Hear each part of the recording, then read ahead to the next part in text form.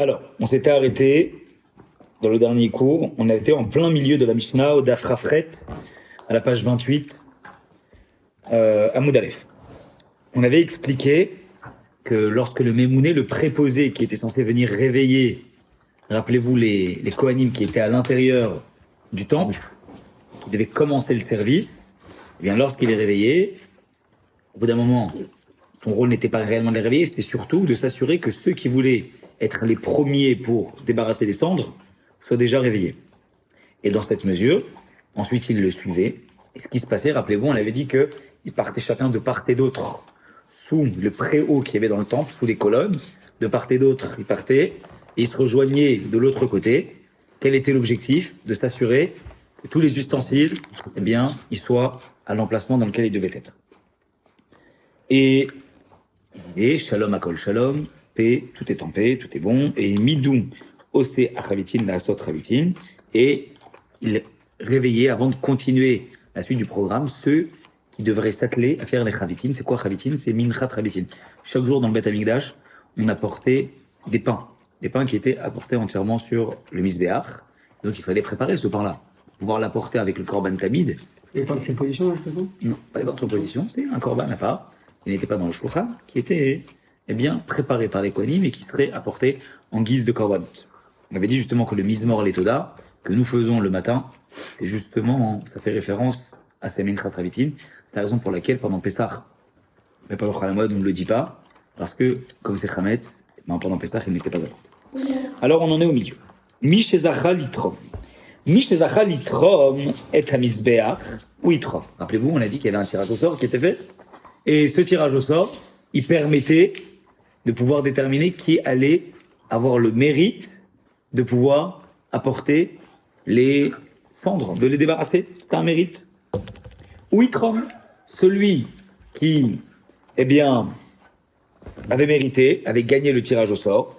On avait dit, rappelez-vous à l'époque, que la première fois, au départ, c'était pas sous forme de tirage au sort, c'était surtout sous forme de course, exactement. Et comme ça a mal fini une fois, alors ce qui a été décidé, c'est que on va passer à un tirage au sort. Donc ils mettaient les doigts, rappelez-vous, et en fonction, ils étaient matzbia, c'est comme ça qu'ils pouvaient bien déterminer. D'accord? Ok, alors Mishezara litrom est à misbeach ou itrom. Celui qui, avait gagné le tirage, c'est lui qui allait pouvoir débarrasser les cendres. Vem Omrim, les autres Kohanim, qui eux n'avaient pas gagné le tirage, Omrim, ils étaient en train de lui dire, Hevezaïr, Shelotiga, Bakli. Faites très attention de ne pas toucher la Martha. La Martha, c'est la pelle avec laquelle on allait débarrasser les cendres.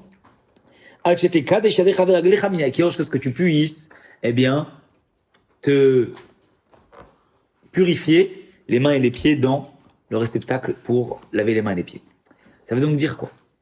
Que lorsqu'on touchait les clés charrettes, les ustensiles de service dans le temple, on n'avait pas le droit de les toucher si on n'avait pas au préalable lavé les mains et les pieds dans le kilat. C'est même pas comme on l'a dit vendredi soir, c'est pas juste une histoire de pureté, de savoir, mais il y a le degré de la terouma, le degré du kodesh, le degré du maaser. Mais là on parle que pour toucher les ustensiles de service, tu as beau être pur à 100%, même pur pour la terouma, alors le niveau qu'on avait défini comme étant un des niveaux les plus élevés de pureté, malgré tout ça, quand tu voulais toucher, les ustensiles de service, il fallait que tu passes par le kior, te laver les mains et les pieds. Donc les Kohanim l'avertissaient et lui disaient de bien s'assurer que tout soit, lavé. Ve'are, hamarta netuna bamiktoa. On sait très bien que la pelle, elle était disposée dans le coin, ben akevesh la misbeach, entre la rampe et le misbeach, bemarvo shel kevesh, à l'ouest de la rampe. Donc, imaginons qu'on illustre, le misbeach, si on a une photo du misbeach qui peut nous aider à peut-être plus comprendre comment était fait exactement le misbeach. Là, vous l'avez regardé. Regardez, ici on a donc la rampe, d'accord? On a l'endroit sur lequel on a porté les corbanotes, et on a les différents coins, les sur lesquels on faisait les aspersions. Alors imaginez que la disposition du Misbéach elle était telle qu'on considérait qu'il y avait le côté est et le côté ouest de Kivesh, de la rampe. Et en fait, vous voyez qu'ici, il y avait un petit renfoncement. Ce renfoncement-là, c'est la zone dans laquelle, eh bien, on disposait la pelle, qui allait nous servir à débarrasser les cendres qui étaient, eh bien, C'est l'angle mort. sur le côté. Ouais. Donc, il faisait en sorte d'aller chercher ensuite la pelle une fois qu'il s'était lavé les mains. Ein Adam nichnas imo veloner beyado. Lorsqu'il s'approchait du misbéach pour pouvoir apporter les corps, débarrasser les cendres, il n'y avait personne qui était où il se trouvait. Vous savez très bien que si on essaie de se représenter la Hazara, le grand espace, eh bien, il y avait tous les peuples juifs, et que après on rentre dans ce qu'on appelle le Kodesh, le Saint, puis ensuite le Kodesh HaKodashim. Vous savez qu'il y a cette fameuse maison, d'accord, dans le temple, en hauteur, qu'on appelle le Oulam.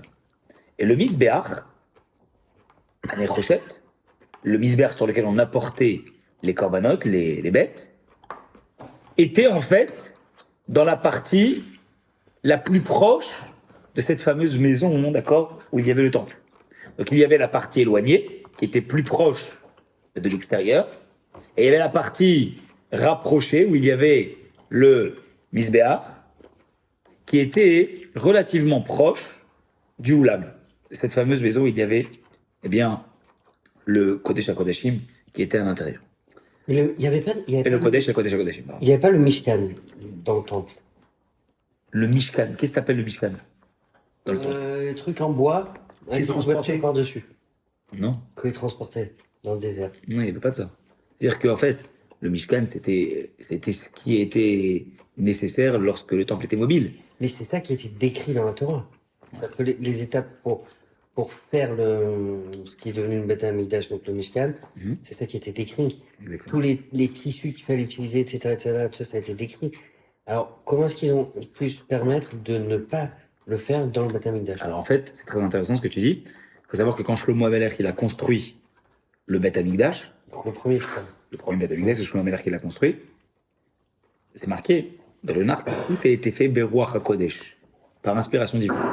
Et que la seule façon de terminer, de s'assurer que vraiment la maison elle avait été faite comme il fallait la faire, c'est savoir est-ce que Kadosh Baruch Hu, il allait venir et amener son feu pour consumer les sacrifices, comme c'était le cas dans le Mishkan. Et c'est vraiment à ce moment-là qu'on a su que tout ce qui avait été fait, certains étaient pessimistes aussi, ils disaient mais attends, on construit quelque chose qui n'est pas réellement écrit comme ça dans la Torah. Quand il a fait et que le feu est venu, on a su que c'était la volonté d'Akadosh Baruch Hu que ce soit comme ça. En fait, quand on réfléchit, ce fameux mircé, ce fameux couvercle, il l'a remplacé par un bâtiment complètement fermé. Donc en fait, les zones qui étaient censées être recouvertes étaient aussi recouvertes à l'intérieur du Beth Amikdash. Mais elles n'étaient pas recouvertes de la même façon. C'était des couvertures qui étaient des pots, etc., qui étaient dans le Mishkan, dans le tabernacle et dans le Beth Amikdash. C'était vraiment quelque chose qui était complètement fermé. Alors en tout cas, ce qui est sûr, c'est que quand le Kohen, qui avait été choisi pour débarrasser les cendres, s'approchait pour pouvoir débarrasser les cendres, il était donc dans la partie intérieure, proche de cette fameuse maison. Vous voyez de quoi je parle? Oui? Quand vous voyez le Beth Amikdash, vous voyez que le Beth Amikdash, c'est un espace ouvert, il y a comme une espèce de maison, une espèce de bâtiment fermé. Ça, c'est ce qu'on appelle justement la définition du Oulam, du Echal, et de tout ce qui est à l'intérieur, le Kodesh HaKodashim. Alors, tous les Kohanim l'attendaient du côté extérieur.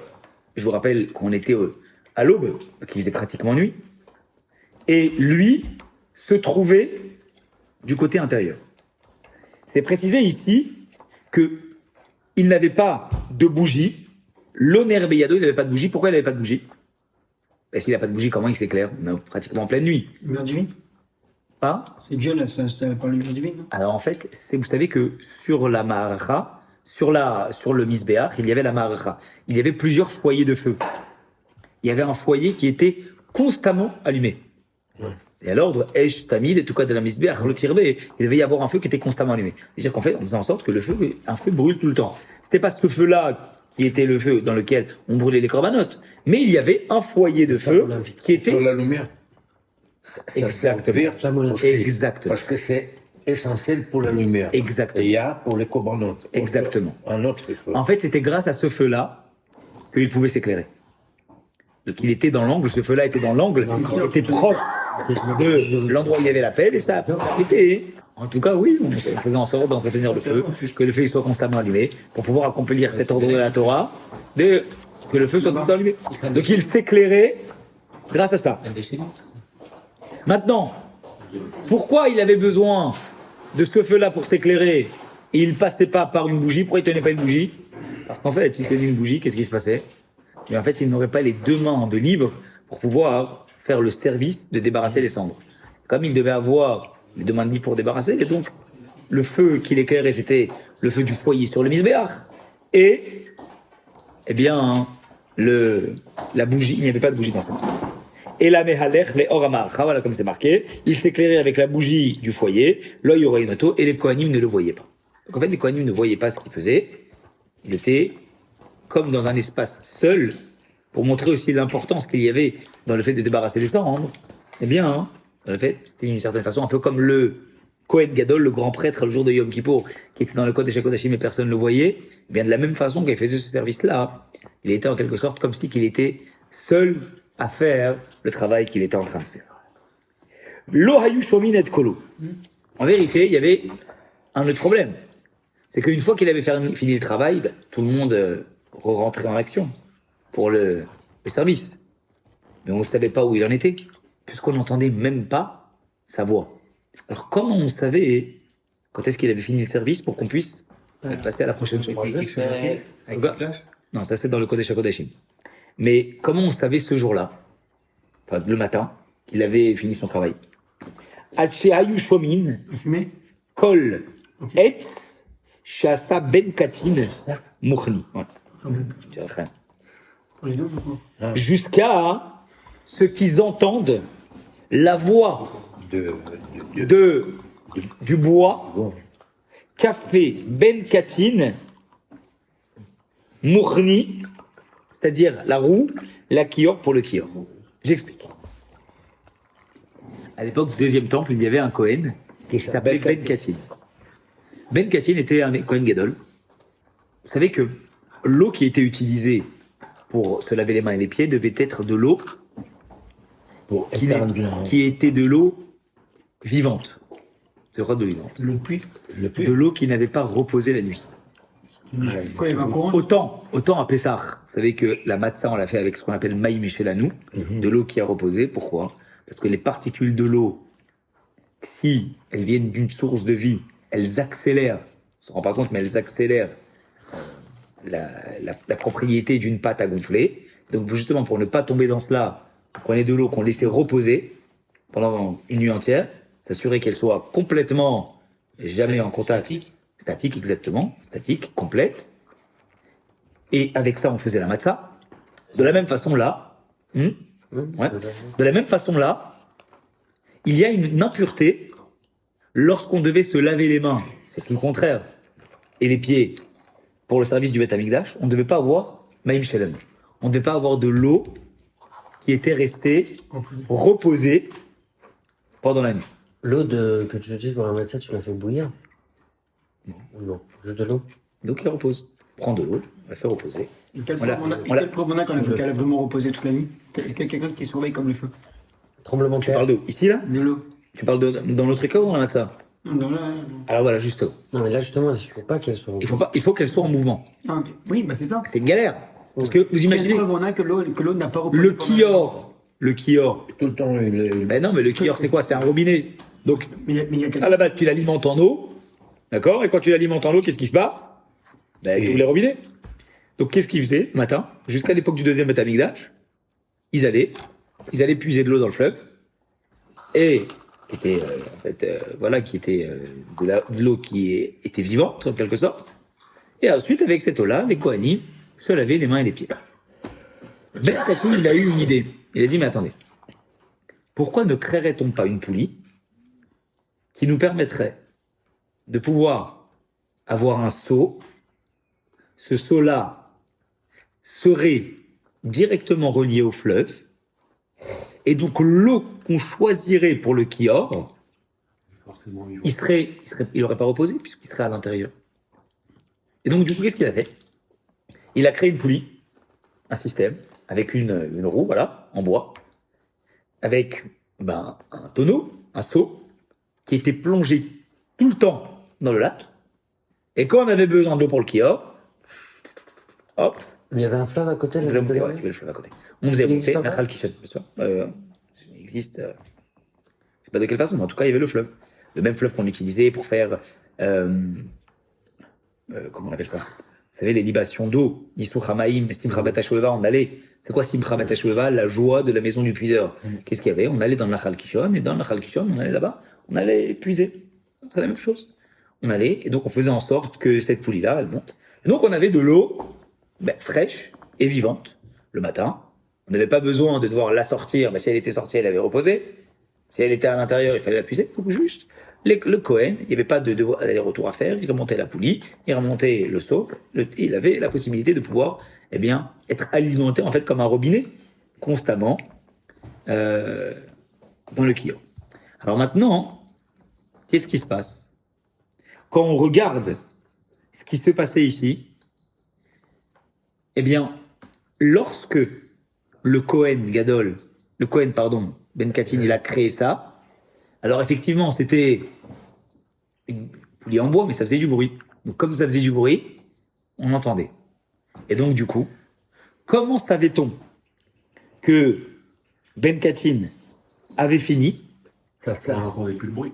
On entendait justement le bruit. Pourquoi? Parce que il disait, il disait les Kohanim, quand ils entendaient le bruit de la poulie qui remontait, Igiaet, est arrivé le moment de se laver les mains et les pieds, d'accord? Et Kidesh Yadav Ragal Minakior, ils pouvaient donc maintenant venir se laver les mains et les pieds dessus. Ça veut dire quoi? Ça veut dire qu'en fait, quand ils l'entendaient la deuxième fois pour le service, d'accord, la poulie, quand il avait fini une première fois de se laver les mains et les pieds, d'accord, il savait donc qu'est-ce qui se passait, que le seau redescendait. Donc, comme le seau redescendait, ils entendaient la deuxième fois le bruit du seau, ils savaient donc qu'il avait fini le service qui était nécessaire. Donc à ce moment-là, il s'est dit, maintenant c'est le moment à nous de venir pour pouvoir laver les mains et les pieds. Donc c'était pas le son de sa voix, mais c'était le son de la poulie qu'ils entendaient.